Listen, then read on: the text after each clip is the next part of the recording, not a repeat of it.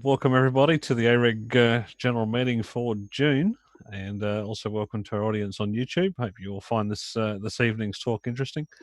The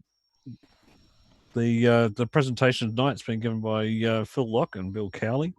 I'll get them to give a bit of their own backgrounds, but I'd like to thank you very much for both guys for coming along. They're going to tell us a little bit about how you can get involved in 21 centimetre radio astronomy from home. So I'll put it over to Phil and Bill.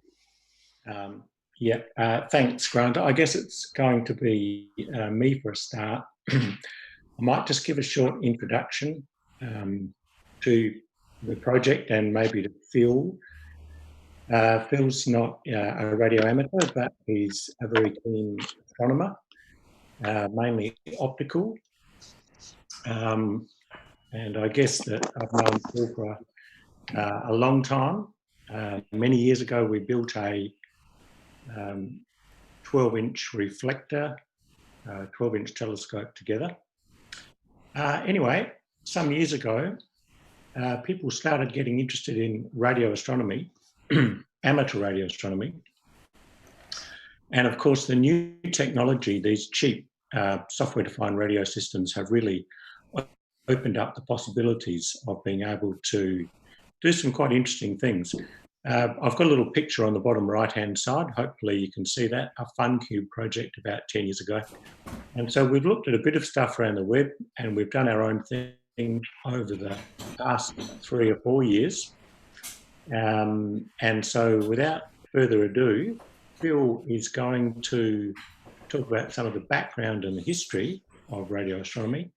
And then I'll go and look at our particular system, and in terms of the electronics and some of the signal processing.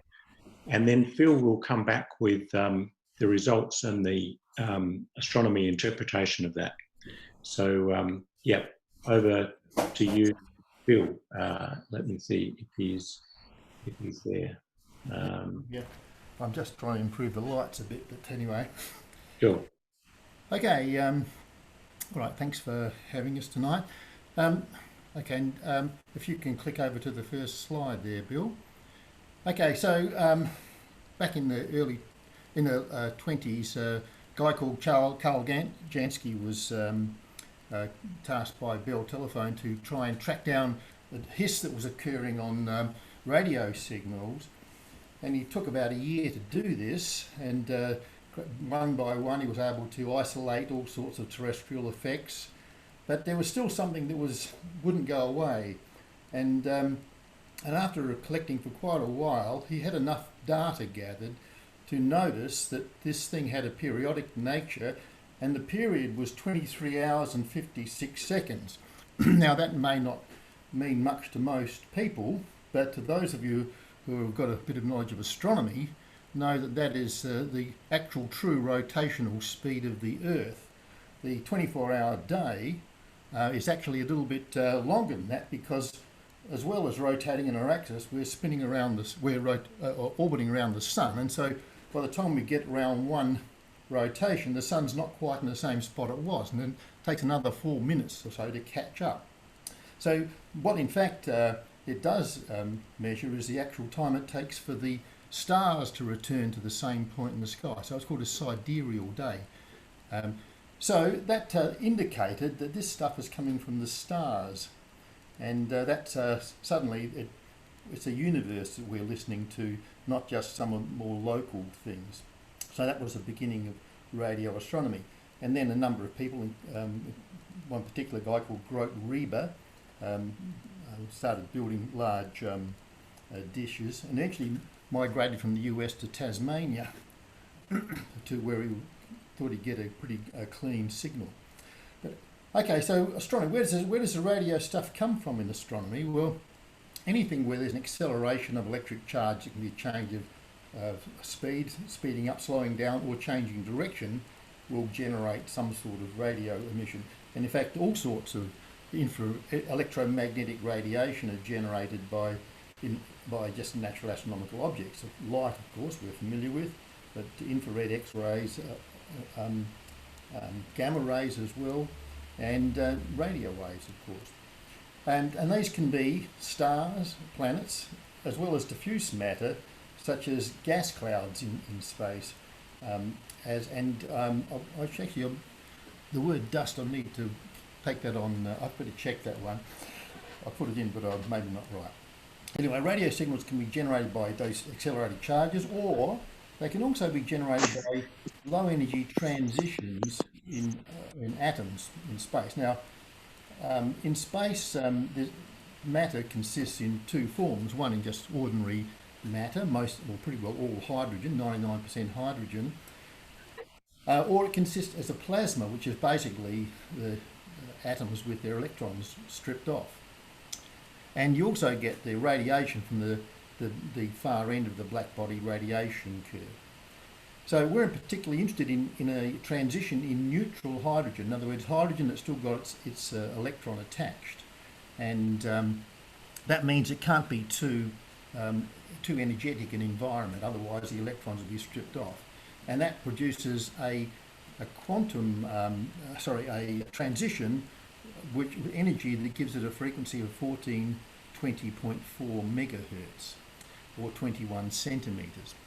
So in the 1930s, quantum mechanics was now starting to mature, and hydrogen was one of the most studied parts of that, and because it was the simplest, and the guys studying quantum mechanics looked at all the different transitions that hydrogen could produce. It produced the hydrogen spectrum. The visible spectrum's pretty well known. You learn about that in high school physics. But there are what are known as hyperfine transitions as well, where there are just small, tiny energy differences between different spin levels of electrons and protons in hydrogen. And this is a very rare transition. For one hydrogen atom, it occurs only once every 11 million years. So one hydrogen atom sitting there every 11 million years, you can expect that it will give out one photon. But there is a lot of hydrogen in space.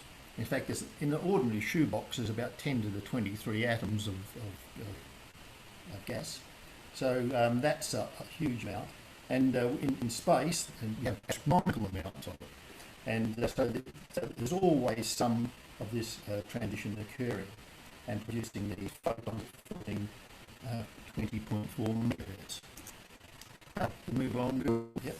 So in the 1940s, a Dutch PhD student did the quantum mechanical calculations that predicted the existence of this, and at the time it was occupied, and this was a difficult time, and it wasn't until after the war that this information became known.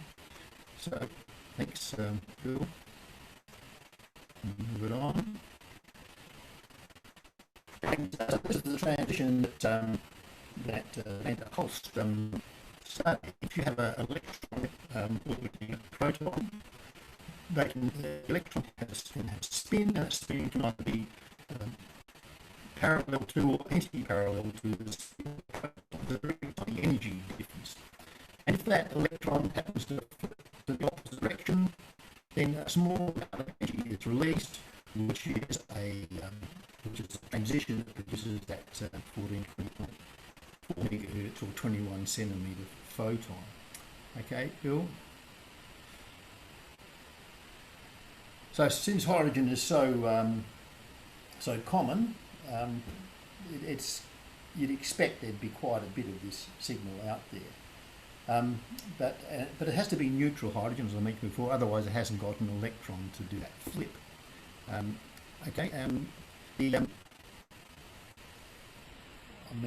So it's cool to start of hydrogen away from the stars that produce this.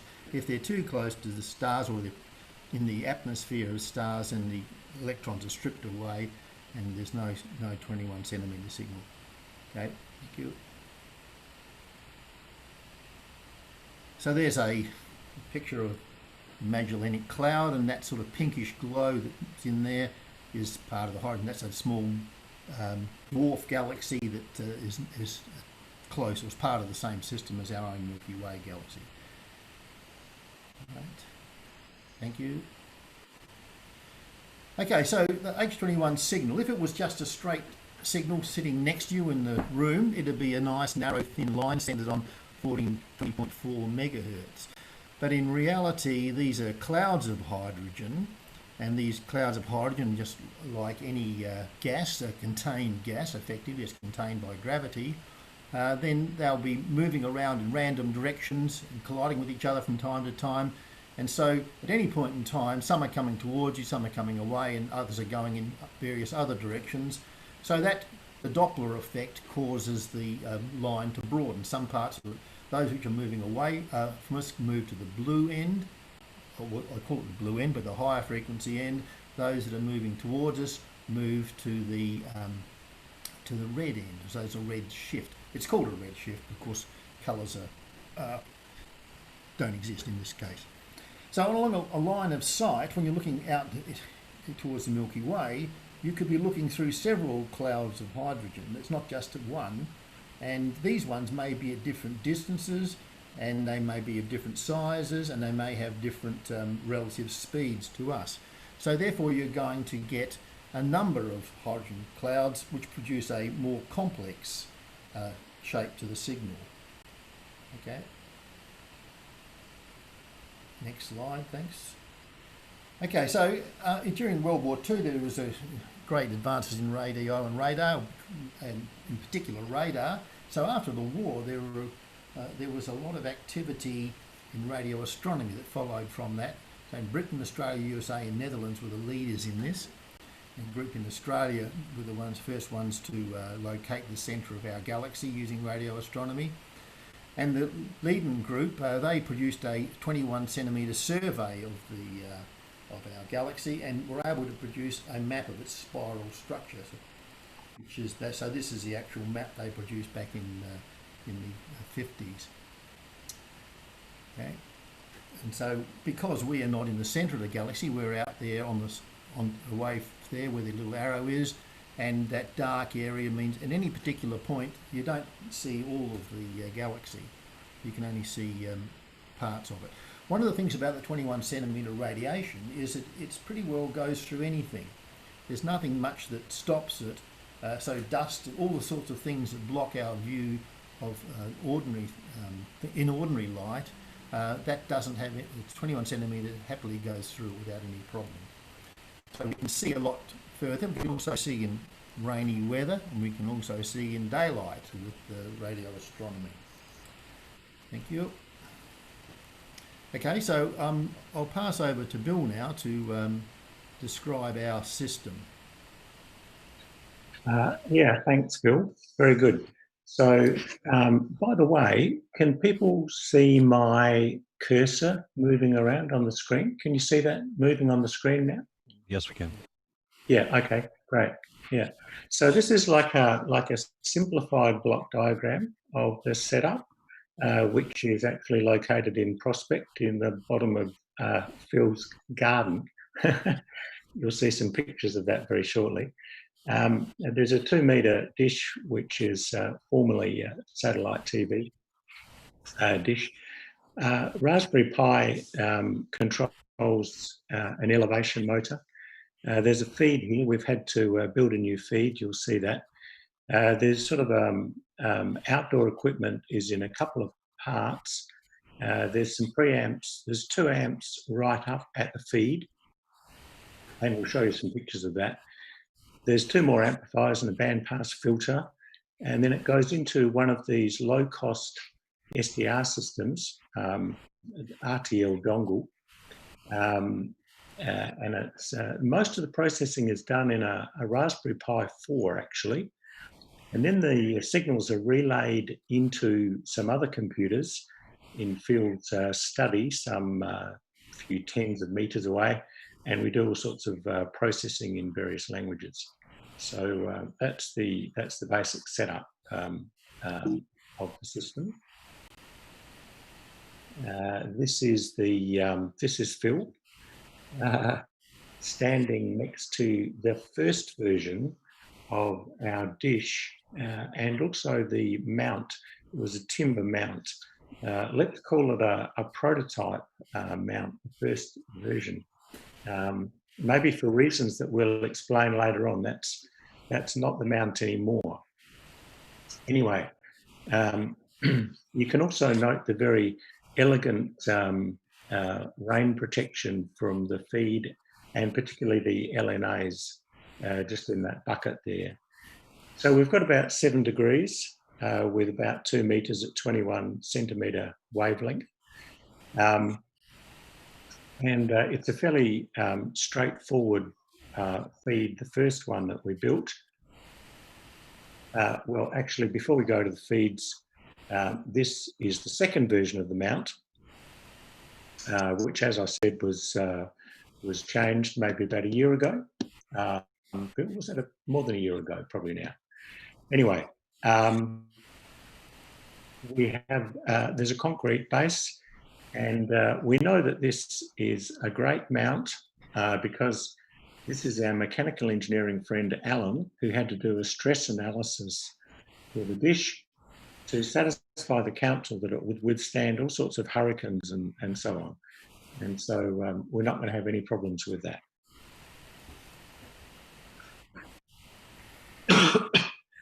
First feed, as I said, was fairly straightforward. It was from the W1 GHz sort of Bible on dishes and feeds and so on. This is basically a quarter wavelength, around about a quarter wavelength away from the end of this. You know, they're sometimes called coffee cans. Now, the current feed that we're using looks like this. Again, you can note the elegant environmental protection over the end. Basically, the difference is that it's got a choke. It's got this collar. The main effect of that is to reduce the side lobes from the overall antenna. And it's very important that we don't have side lobes that intercept the ground, because we're very interested in our system noise temperature.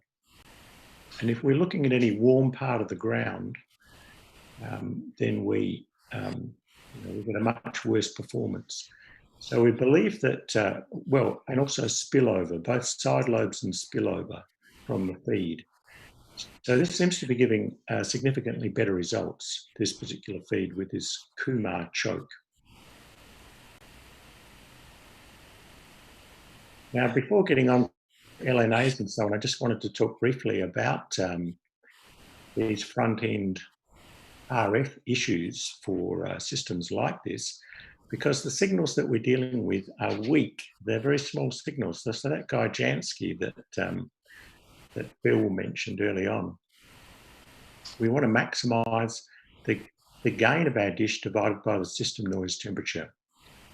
So the signals that we're looking at are measured in 10 to the minus 20 Janskys, 10 to the minus 26 watts per square meter per hertz. Okay, it's a flux density. So 1 milliwatt omni in geostationary orbit is about 5 million Janskys on the Earth's surface. The quiet sun at 1.4, that's at 1.4 gigahertz, that 1 milliwatt. The sun at 1.4 gigs is about 500,000 Janskys. The Milky Way sources go up to about 2,000 Janskys, and many of our sources are much lower than that. And so system noise temperature is a lot of interest to us. We've tried to do a couple of measurements here. You do hot-cold measurements. We don't just want the preamp, we want the whole thing, right? Like the preamp is less than 100 degrees Kelvin. But from what we've been able to measure using some of the flux densities from Learmouth at that particular time, we reckon it's around about 200 degrees Kelvin. And I'll come back to this briefly later on. This is the whole temperature, of course. This is a function of all of your amplifiers, particularly the front end, any losses that you've got in the system, and also what you're looking at. You know, are you looking at cold space, or are you looking at something which is warmer? Now, obviously, low noise amplifiers are most important.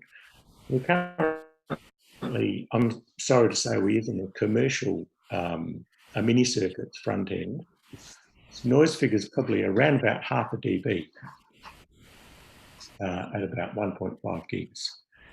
And then we've got 3 other amplifiers after that in total, plus a bandpass filter. A couple of them are PGA 103s that we've built up from mini kits. I also tried building this. It was too hard. It uses this thing here. It's quad flat. It's 2 millimeters by 2 millimeters, 8 lead, right? It was just too hard to do. So Mark 5QI actually helped a little bit in the mounting of this, or part of it he helped with, but it wasn't actually reliable. It did work for a while, then it stopped working. So we're back to the mini circuits at the moment, and that's our first LNA. If anybody's an LNA expert dealing at these frequencies, then please let us know. Okay, now this is the first bandpass filter. There's a picture of it here. I made it probably 4 years ago. I tested it out at ITR at Mawson Lakes. Its response is not too bad. You can see here that the scale is a bit hard to read, but we've only got about 40 megahertz of bandwidth across the bottom of that transfer plot there. But you can see the construction of this is actually very crude, and it was hard to adjust, horribly hard. And so it had a lot of deficiencies, in other words. I built another filter more recently, but in order to do that, I mean, partly because of COVID, it became a bit harder to use the equipment at Mawson Lakes that I'd used beforehand. So this is a separate little project, but it's a little network analyzer, bits and pieces that I was playing with, like a Home-Brew project. It uses some of these little PCBs. You might be familiar with them. They're from the Greek SD1AFN. He makes some nice little boards. Got a 4 gigahertz synth here, controlled by an Arduino. This is a splitter. This is the equipment under test. This is just an attenuator. It goes into a dual power meter. So we're basically measuring the power, both the power that goes in, say if we're doing a measurement of the filter here, and the power that comes out to look at the transfer function of the filter.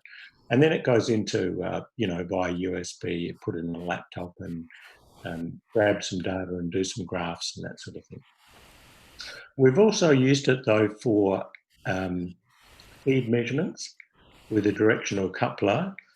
You can use that to look at return loss. And so that's been quite useful to adjust the probe dimensions, and also to adjust the position of the feed within the dish to get a good return loss. So that's been an interesting little side project recently. Anyway, this is the new filter. There's a picture of it here.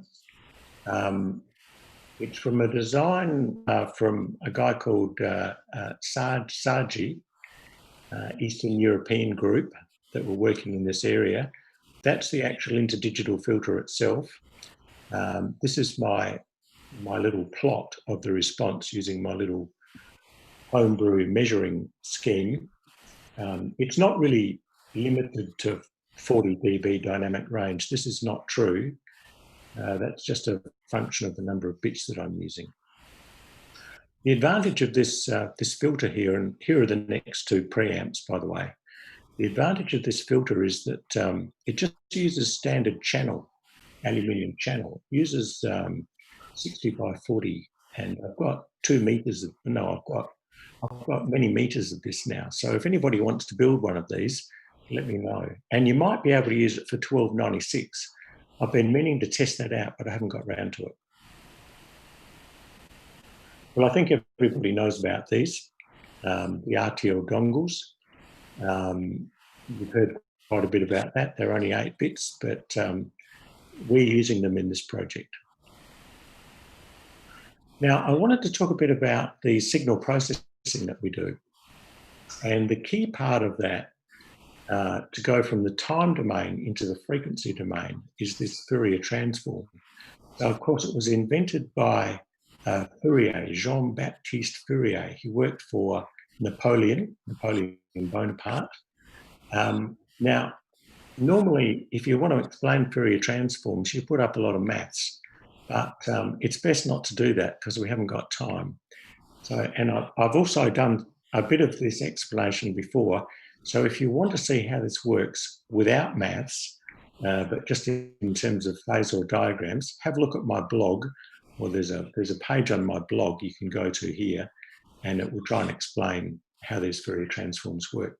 But suffice to say, of course, that Fourier transforms are now the basis of the signal processing that we do in mobile phones, in imagery, in digital TV, like David and Mark use them in their modems, codec 2. They're used everywhere in modern communications, of course. And naturally, it wasn't Fourier who worked out the digital Fourier transform, but it was a couple of guys at Bell Labs in the 1960s. They were called Cowley and Tukey, and they came up with this fast way of doing the Fourier transform. It's a beautiful algorithm, which we won't talk about now, but it makes it feasible to do Fourier transforms.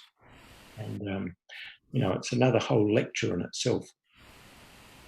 Now, briefly, I've got some little animations here that talk about the FFTs and the spectral estimation that we do with very small signals.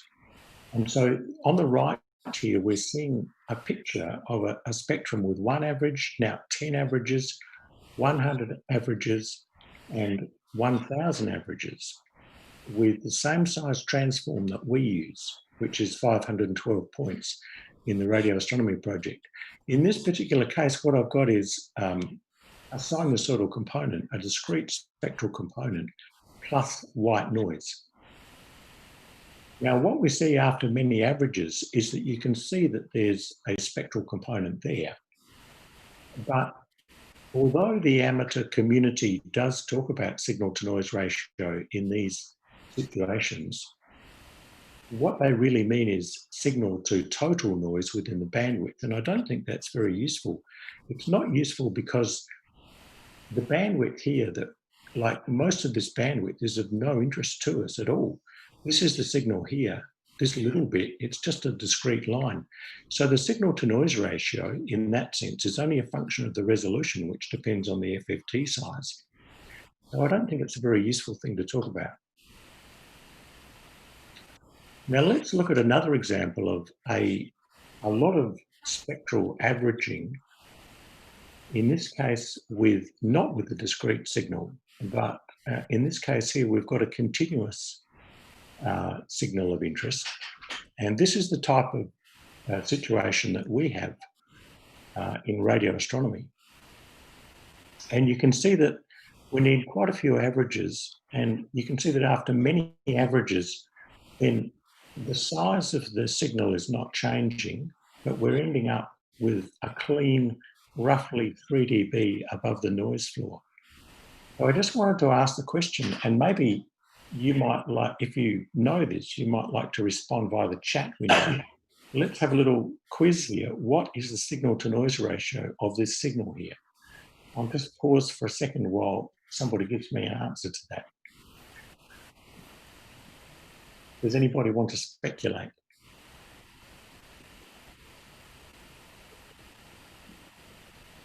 No, I'm not seeing anybody unmuted. From Matt. Sorry?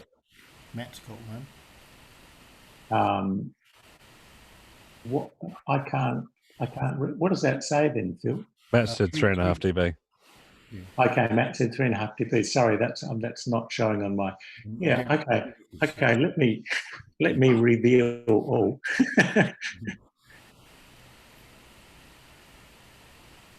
The thing to remember here is that when we look at this spectrum, or this clean spectrum, we're looking at a signal which is sitting on top of noise. So when we look at this peak here, this is signal plus noise. All of this stuff outside the noise bandwidth is noise, and this is the signal component here. So in other words, this is about 3 dB higher. So that means that that's a doubling of power. If we've got a doubling of power, it means that the signal power is equal to the noise power. Okay? So that means this is actually a 0 dB signal. And indeed, that's exactly the way I set up the simulation, as a 0 dB signal. In fact, in that previous discrete one that I showed you, I was going to mention that's actually, in terms of signal to total noise, that's minus 17 dB. But the FFT, because we get this thing called processing gain, I won't go into that now, but it comes out being 10 dB above. Anyway, this one here is a 0 dB signal. So basically, this is showing you that the types of spectra that we're looking at, which are less than 0 dB in terms of the true signal to noise ratio, from the sources that we're looking at, we need to do a lot of averaging to see this. So in fact, in this simulation here, what I'm looking at is not 1,000, 10,000, but 100,000 averages. So there's nothing after 1 average, 10 averages, you can't see anything, 100 averages, 1,000, 1,000, and after 100,000, that's about half a dB high. And that's a minus 10 dB signal to noise ratio signal, where we're talking about the noise within the signal bandwidth, which is, you know, the definition that we normally use in terms of signal to noise, say for modulated signals. Now, this might all seem very esoteric, but it's very relevant to radio astronomy, because we're looking at sources that the noise level scales directly to the temperature of the radio astronomy source is often measured actually in degrees K. And so if we want to see down to 20 degrees K, that scales to a minus 10 dB signal to noise ratio. So we need to be able to see a signal like this, which is just half a dB or even less than that above our noise floor. And so that's why we do the processing that we do in this project. And I think we're doing some good signal processing on it, which has led recently to some pretty reasonable results. Okay, processing overview. I've almost finished. I've probably gone over time, but I know we'll hand back to Phil very shortly. Okay, so we do these 512-point fast Fourier transforms with a sampling rate of about 3 megahertz from the RTL dongle. We do around about 50,000 Fourier transforms to get one estimate, and then we average again a bit above across that estimate. We use our Raspberry Pis, 3 or 4s. We do most of the processing in Python and Octave. We do lots of FFTs. We do a bit of compensation. I'm going to show you that on the next slide. And then we send it to the next indoor part, and we do further processing, a lot of storage, and then image processing and stuff that Phil will be talking about. Now, one other little point that I'd like to talk about is that you may think that your receiver has got a flat response. And if you're looking at a 50 dB range, sure, it probably looks flat. But remember, we're not looking at 50 dBs. We're looking at 1 or 2 or 3 dBs at the most. If you've got a 1 dB ripple over a few megahertz, and you've got a little half dB signal here, this is what it'll look like. How do we remove this? We could do some sort of equalization. So what we do is this.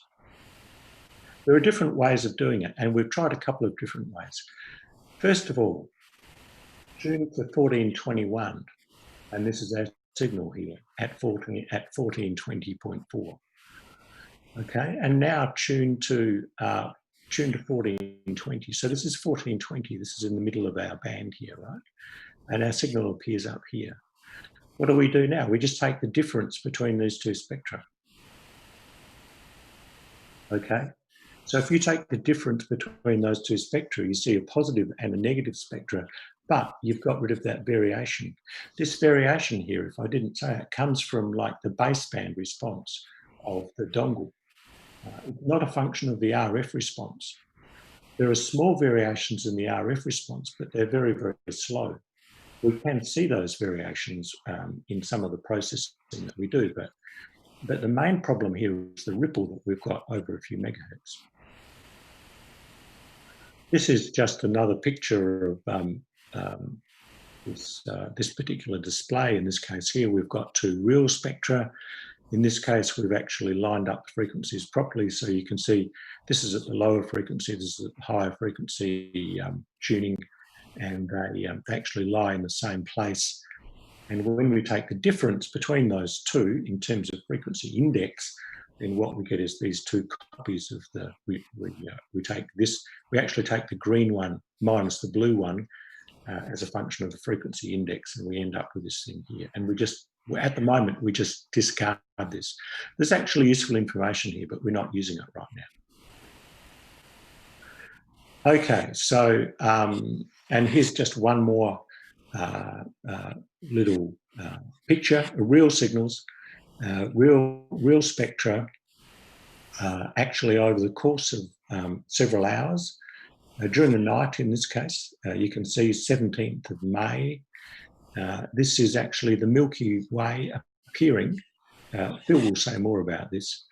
This is the appearance of the Milky Way about here we go. Yeah, about then. We pass over the Milky Way. Yeah,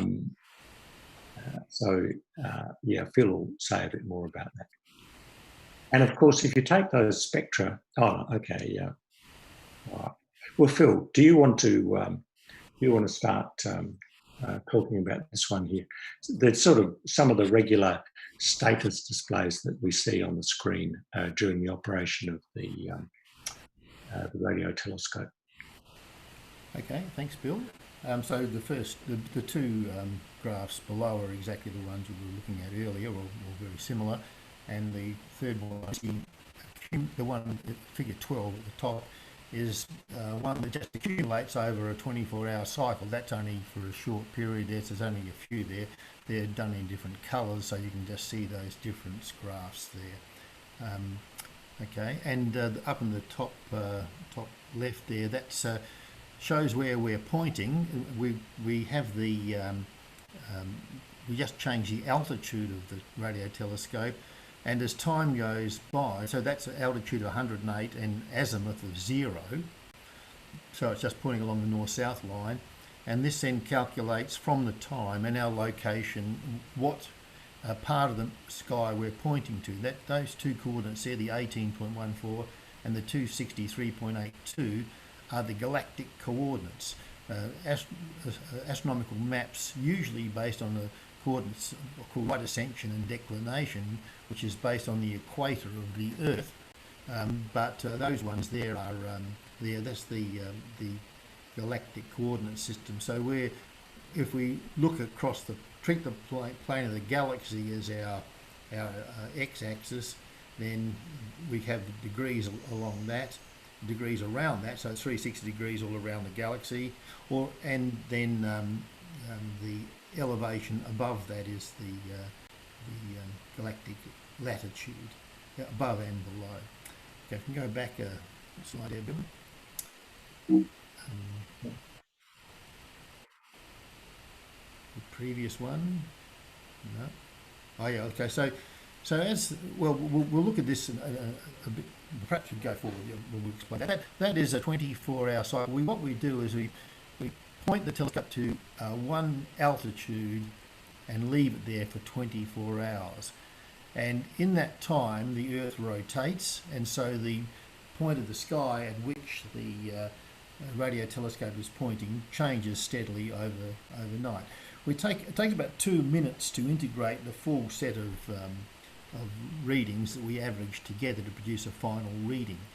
And at the top of my head, I did the calculation. It's very simple, but I think it's about 1.5 degrees of difference between each position.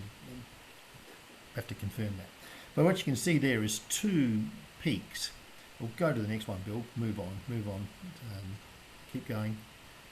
Okay, so there we have a map of the sky in galactic coordinates. So in other words, the plane of the galaxy is that centre blue line, and if we point the thing to any particular point in the sky, then as the night goes on, that that non-circular path is the point in the sky of which the thing follows at that particular altitude. And so you can see we cross the Milky Way at 2 places in that time. We cross the axis or the zero line of galactic coordinates twice. So can you move on there, Bill? So what we see there is the same graph as we looked at before, except it's reduced to 2 dimensions. So we're looking from above, and you can see the strength of the signal as what we've got across the horizontal axis. Or the recording value range at XLS for just 46. Sorry, I couldn't hear that. Was that a question, or was it? Okay, we'll carry on. So if you go in the x-axis there, that's the frequency, and the y-axis is time. So what we're seeing there is 24 hours, and each horizontal line going across is one reading with its different frequencies being displayed. And so you can see that line following an S shape, and those sections where we have a brighter horizontal thing, that's when we're crossing the Milky Way. So most of the time we've got a single frequency which is drifting backwards and forwards. We'll talk about that in a moment. But when we cross the Milky Way, the signal is much stronger, but it's also got a much greater range of frequencies in it as well. And we're really interested in that, because that has a lot more complexity in the signal as we cross the Milky Way. And later on we'll see we can make use of that to find out something about the structure of the Milky Way. But what we can tell from this graph, this plot here, from that S shape, is that the 1420.4 megahertz mark is indicated there. So when it moves ahead of the 1420.4, it's moving to a higher frequency. So that means that section of the Milky Way is actually moving towards us. And as we move to the other one, that one has a shift to a lower frequency, so it's moving away from us. So the Doppler effect is causing a frequency shift. And from that we can calculate on this one that we're looking at about 55 kilometers per second recession speed at that point. And that'll be different in different parts of the Milky Way because of different arms of the Milky Way. As the Milky Way rotates, they will be rotating from us at different speeds, or in some cases coming towards us. Okay, thanks, Bill. Okay, so what we see here now is, I suppose, is our most up to date, and you can each one of those we saw before a single loop going around, but what we have here is the intensity of the signal in that loop, and also an indication by colour of what the frequency is. Now this is not entirely, it's a false colour obviously, and it's also a little bit inaccurate, because in this case I simply took the frequency of the strongest signal, the highest peak, and in some cases there might have been two peaks which were separated by a frequency, but one was a little bit higher, so it won.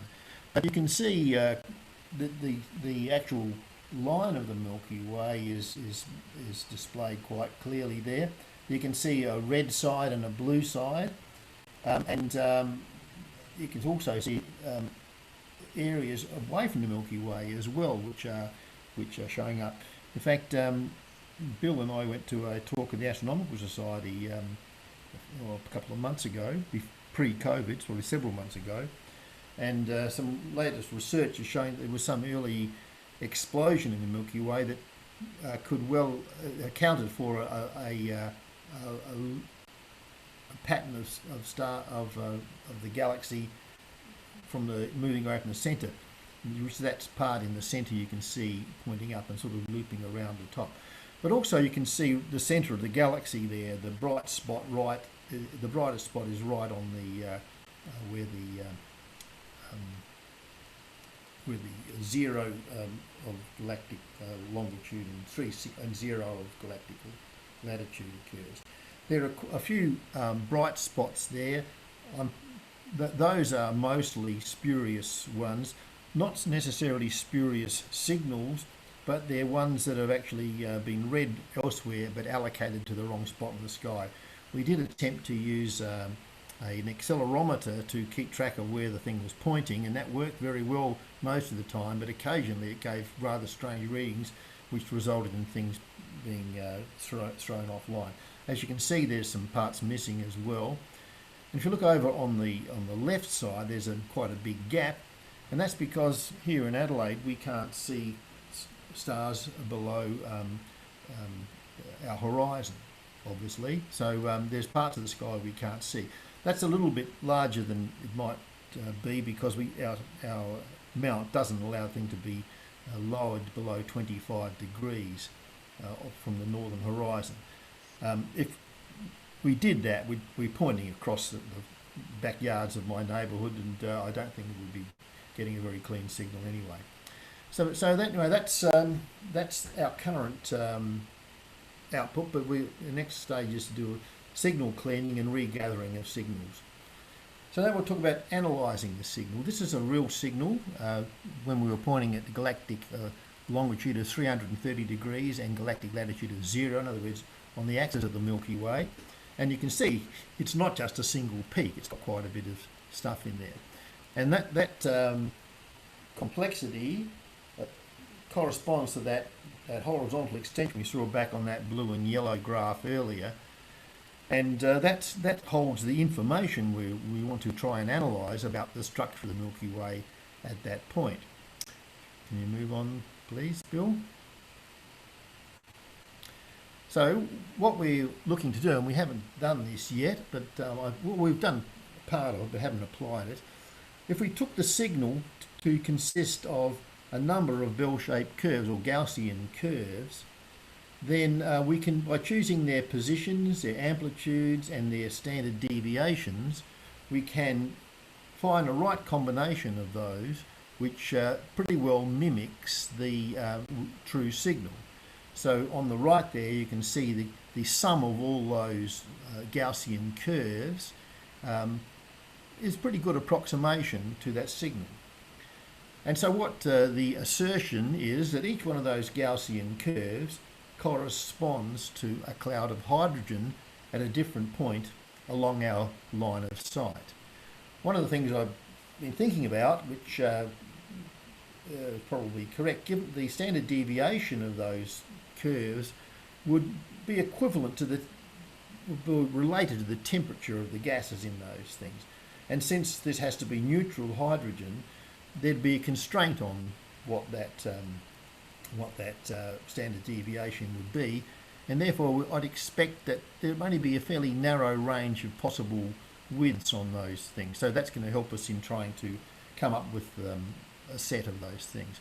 What we have is a machine learning algorithm called partial least squares, whereby we can feed in the actual data of the signal, and hopefully by training it with some artificial data, allow it to predict what set of Gaussian parameters would result in that particular signal.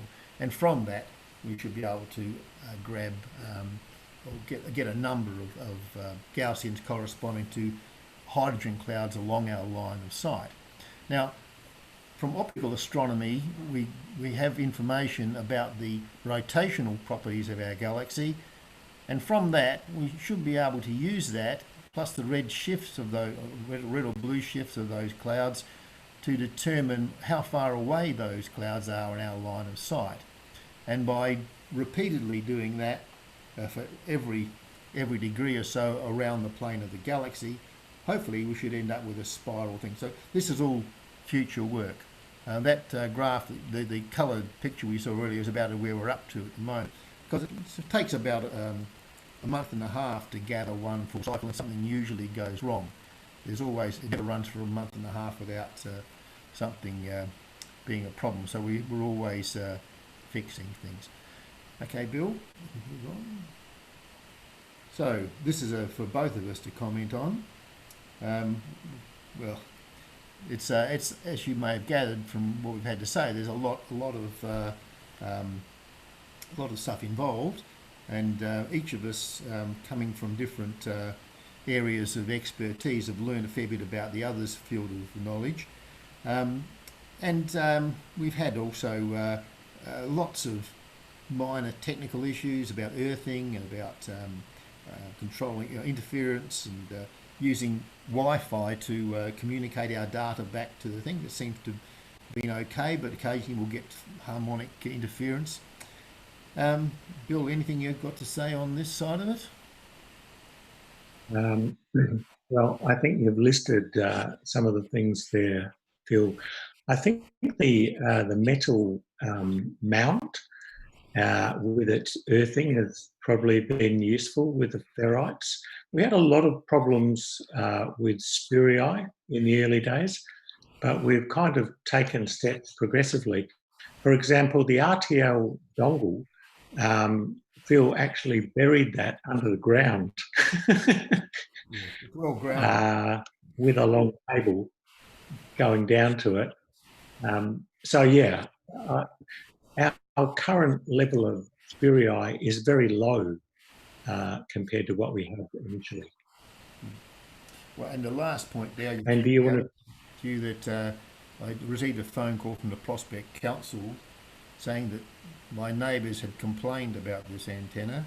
I don't know whether they believe it was listening to their phone conversations or extracting their vital bodily essences or something like that. But anyway, it was a complaint was made and then had to go through a process of getting the whole thing up to council specification, which was delayed things for quite a while and involved getting an engineer and so on. I'm sure you guys in the radio field are familiar with this sort of thing. Okay, move on. Next one, Bill, thanks. yeah, that's future work there. Oh yeah, okay. Yeah, we did have the thing motorised, so it would automatically move the dish to the next position each day, and that would work for 3 or 4 days or a week, and then I'd go down there one evening and find the thing was just randomly moving up and down because the accelerometer was coming back with different readings, and it's one of those things that works perfectly when I have it in the workshop, and as soon as you take it down near the thing, it'll work for 2 or 3 days and then start misbehaving. In the end, it was causing so many problems that we just, for the time being, just operating without it and just measuring the angle and with a large protractor, effectively. There's some other issues. Well, getting a bigger dish is not quite as straightforward as it used to be, because that might involve some more engineering issues. The resolution of the image, I think Bill commented, was about 7 degrees. Well, from the bottom, from the diffraction pattern of the dish, it's about 13 degrees from the bottom of each trough. So about the half height, we'll say, is about 7. But we're noticing differences, down about 4 or 5 degrees. So given that the full moon is half a degree, so we're talking about, about 10 full moons is the sort of resolution we're looking at on that picture that you saw earlier. Another thing is a lot of radio astronomy occurs at lower frequencies, and of course all the scale of everything changes, and so we've got limitations there.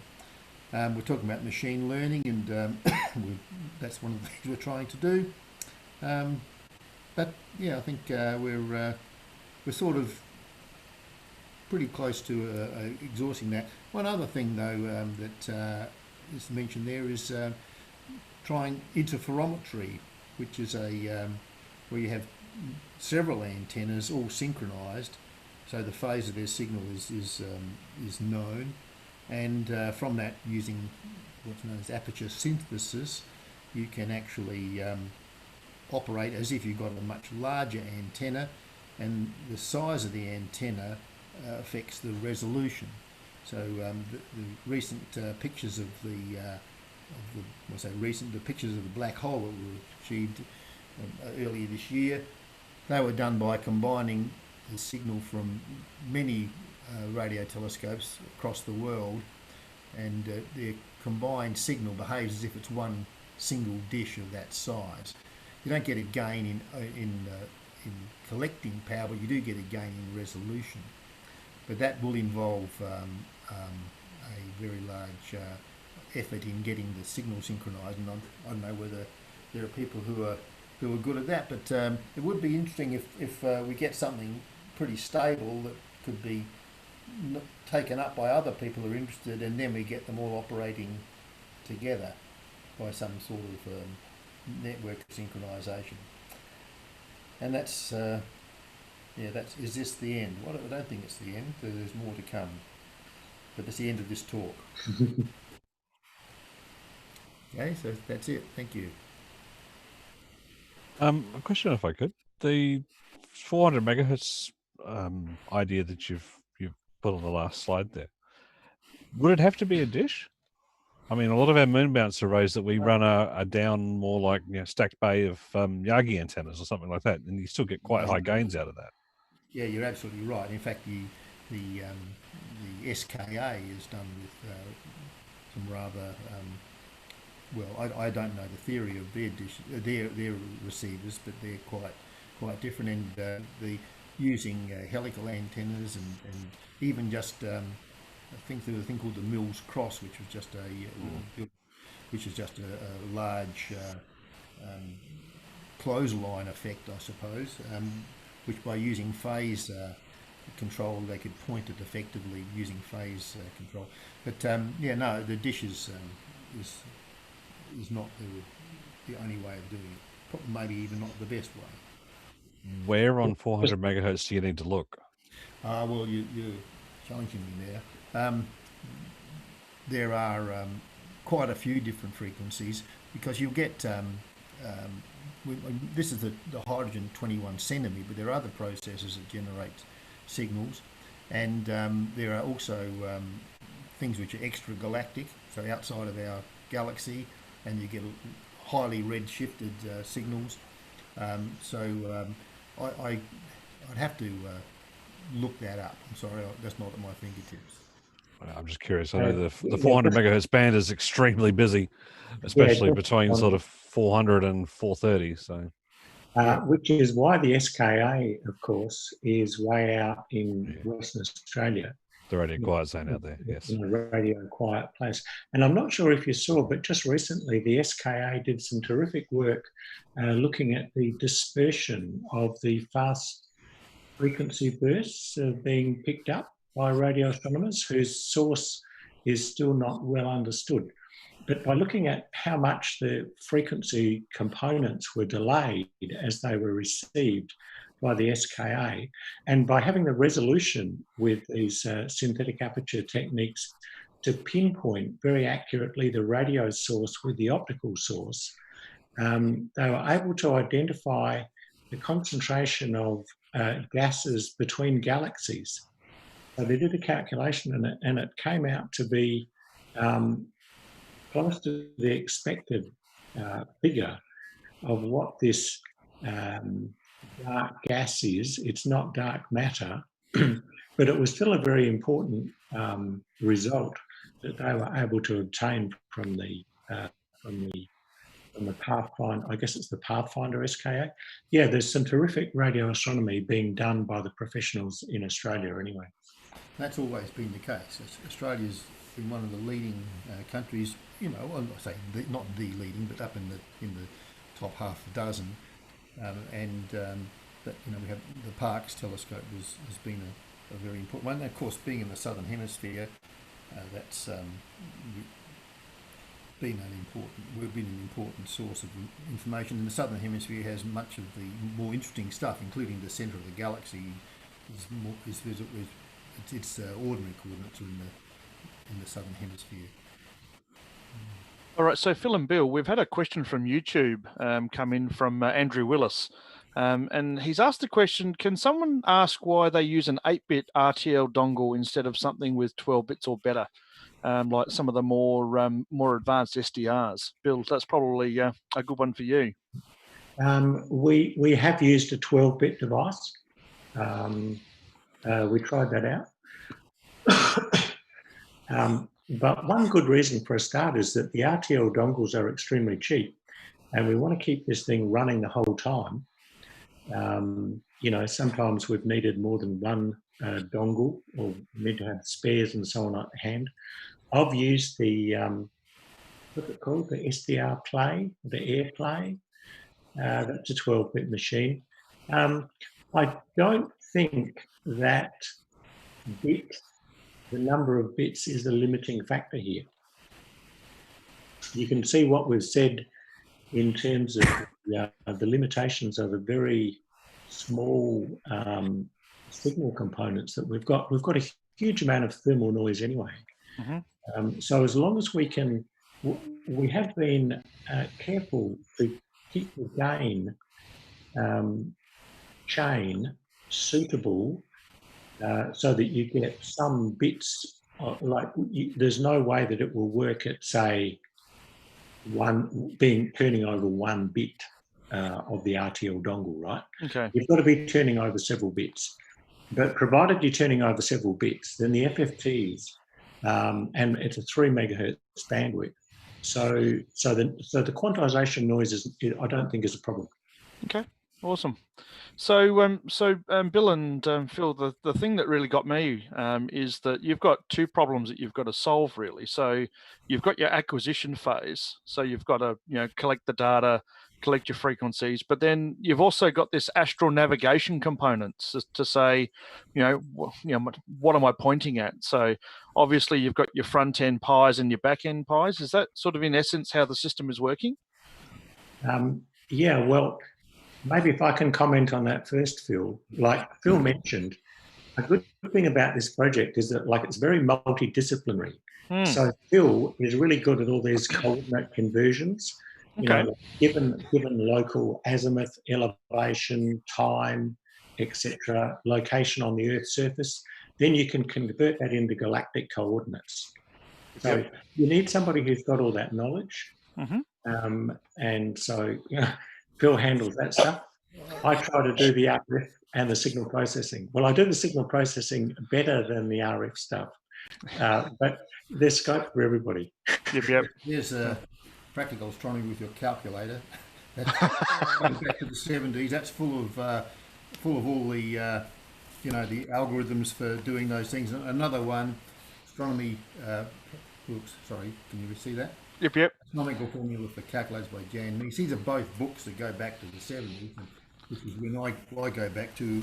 But all those have got the algorithms spelled out, and you can convert those things. So you've got a pretty good time base available through the computers, and once you've got that, and you're feeding in what the altitude is, then the rest of it is just a question of plugging the numbers into various formulas. Yep. Yeah. So I mean, there's a few of us here that have played with normal optical astronomy, and you get your books out and you do your calculations, and you just sort of end up scratching your head going, I don't know where I'm pointing. So Phil, it's pretty amazing, and I'm guessing your books would probably have example code in Fortran. No, they don't have any code. They're in you just mentioned Fortran. Yeah. No. I knew that'd make Bill laugh. Well, Fortran never seems to go away. It just sort of no, it doesn't. But no, these are just in algorithmic form. They're not, and they have worked examples. So those sorts of things. I presume there's more recent publications of those. But most of this stuff is done in Java, just because I'm sort of comfortable with it. But I could do it in C++. It's pretty easy to convert between the two. But just build up libraries, and once you've done it once, you stick them away and you can reuse them for whatever comes up. Okay, good. We've had another question from YouTube from Boris DRK, and he's asking a question here. He said, "What would the signal strength be from the signal source of a neutral hydrogen in our galaxy you're receiving in dBm?" Yeah, I was just looking at that. I can't answer that off the top of my head. I have done some calculations for dBms, but we don't normally use that. Also, it's not very common. Like Janskis is common in radio astronomy, but actually Janskis is normally for spatially discrete sources in the sky. Right. Like the sun is spatially discrete. Pulsars, actually, if there are EME people that want the next challenge, the next thing after EME is supposed to be pulsars. Some radio amateurs are doing that. And that's hard. That's really hard. That's really hard. But spatially distributed sources, it's often done in degrees Kelvin. Yep. Then it depends on what is the actual distribution of your source compared to like the beam width of your antenna, because you're probably not looking at all of that source. Like when you look at the Milky Way, we're only looking at some fraction of the antenna coverage is collecting the main signal at a time. Yeah, we were looking at this recently, and the Large Magellanic Cloud, I think, as a unit, it puts out about 30 Janskis, and I think the Milky Way, any particular section, perhaps in one of the more dense sections, is a few hundred Janskis. So when you remember that's 10 to the minus 26. Yeah, that's already pretty low down, isn't it? Yeah. It's extremely low. Kim has asked about what does doing pulsars mean.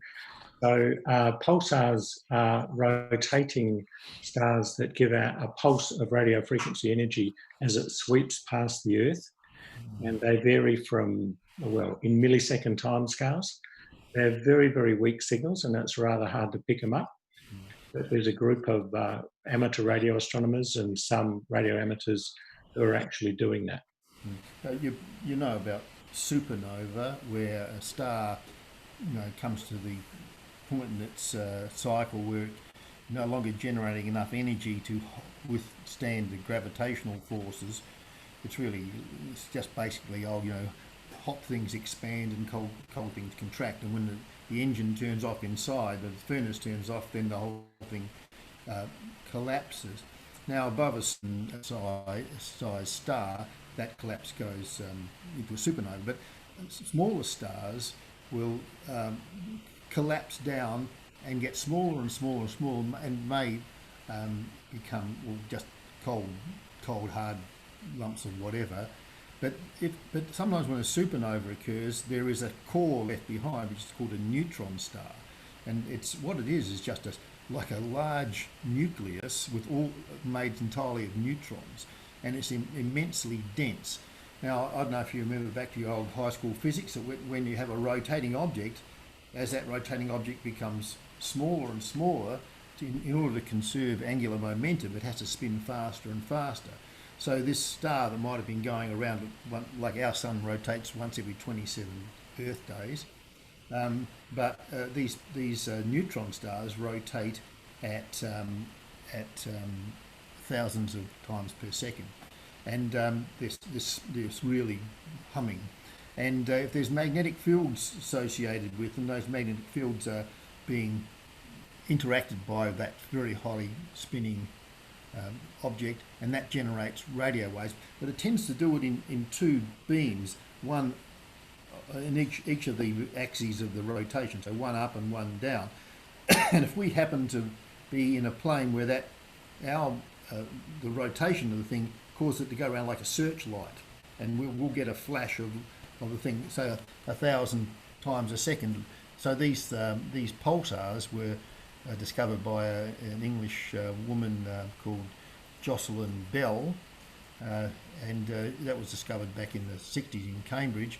And they were first of all thought to be little green men, because who else would be sending out kilohertz radio signals into space? But eventually they came up with the reason, and they can detect the change in rotational speed of those, and that is a way they can confirm Einstein's general theory of relativity, because they're not in the normal range of activity. They're in that super refined area that Einstein's theory of general relativity applies to. Okay. Awesome. And so, guys, there's another question here from Andrew Willis, 5LA, who's asked a question. What's the reason and the results with the collection of the data? Are you going to share it with others? And what are the hopes and expectations of your experiment? Okay, well, just first of all, let me say that this is literally amateur, and everything we're doing here has been done 10,000 times better by other people before. So we're not discovering anything new, we're just doing it for our own satisfaction, in the same way that amateur astronomers will take pictures that can't compete with the Hubble telescope. We can't compete with the 500-metre diameter telescope that opened in China a few years ago. But we will, when I suppose we have a certain amount of pride in wanting to make sure what we've got is as best as we can get it. Mm-hmm. So we'll probably put it on a website, and that website is not yet functional, so I can't advertise that. But we'll just make all this available and put it in a sort of presentable format, and maybe write a more paper version of the thing. And there are a couple of papers pretty much doing the same thing already. I think it's sort of like a master's project or something like that at some of the universities that have done similar things. MIT is one. And Matt, also just to add to that, the professional astronomers with the big dishes are still actually very interested in hydrogen line radio astronomy and observations, because when they look at other galaxies, which our telescope is not strong enough to see, and they compare the radio measurements with the optical measurements, you can see that there's a discrepancy. And it's the main reason, or it's one of the reasons and the ways of investigating dark matter in the universe. Okay. Phil mentioned beforehand knowing the rotation curve, even of our galaxy, the Milky Way. Well, the radio observations and the optical ones there as well, they don't stack up in any galaxy, and so this has been, as I say, one of the tools about the dark matter investigations, and it's still a lot of interest. Okay. All right. So, I mean, just a question for me, Bill, and also Phil. Looking at the way that your project has worked, I mean, you guys have started from literally nothing. You've added, you've built. I mean, what kind of processes did you have to go through to, qualify and verify that your receiver was actually receiving what you thought it was receiving? And how about should you go with the calibration? I know you said it was difficult, but curiosity's got the better of me now, because you're pitching yourself against the big guys with this little 2-meter dish in Prospect, and seem to be doing quite well. We've got a pretty qualitative results. I mean, we calibration-wise, we're fine with the frequency calibration, but in terms of the actual signal strength, we haven't got down to measuring Jansky's with our thing. That's another project we could consider, but it's really, well, from my point of view, it's really been fairly quality. I think the two key things that have allowed this to succeed to the point it has, one is the availability of SDRs. That sort of created a whole new set of opportunities. And the other one, I think, is Bill's signal processing and that method to get rid of the ripple and so on. And also the averaging of all those Fourier transform. That's really, as you've seen, been able to extract a very small signal from a lot of background. Given that we're in the middle of a large city, you'd expect there to be a huge amount of interference, and we seem to have been able to not be too badly impacted by that. But and just further to that, some of the measurements that we would have liked to have done, Matt, are quite tricky to do. Like the far field for a dish like this is really too far away for even a deep block in prospect, right? We couldn't do it. So we did some measurements, but they weren't actually proper far-field measurements, you know, like CSIRO can do it in proper ranges. We built some test sources, but I built like both a discrete source and a thermal source. But again, the calibration is difficult. And at the end of the day, what you want, as I said before, is the overall system performance and the noise. It's no good just looking up, you know, the front end amp, because there's a lot of other things that actually come in and influence it. And also, just in terms of the processes that you mentioned, well, one thing I'd say is it's a project, an amateur project like this is a wonderful excuse to get together with Phil on a regular basis for a coffee and some debugging and and the fault finding that he talked about. Yeah, I can see the topic of conversations around a table with a coffee would be very interesting. Awesome, guys. Well, listen, thank you so much for actually giving us a bit of an insight into your radio astronomy. I know this has been a personal topic I've been wanting to have someone come and present to our club for well and truly over 2 years now. So I was very pleased, Phil, to be introduced by Bill. And so really want to thank you guys for coming and sharing your project, because there are so many similarities between what a lot of our club members are doing with their EMEs. I think, Bill, you've thrown out the Pulsar challenge now. So there's going to be an awful amount of people Googling that, I think, tonight. And also just giving us a bit of insight into what is required for radio astronomy. You know, we're very au fait with pointing around the Earth, but we're certainly not very au fait with steering ourselves around the Milky Way or around the galaxy.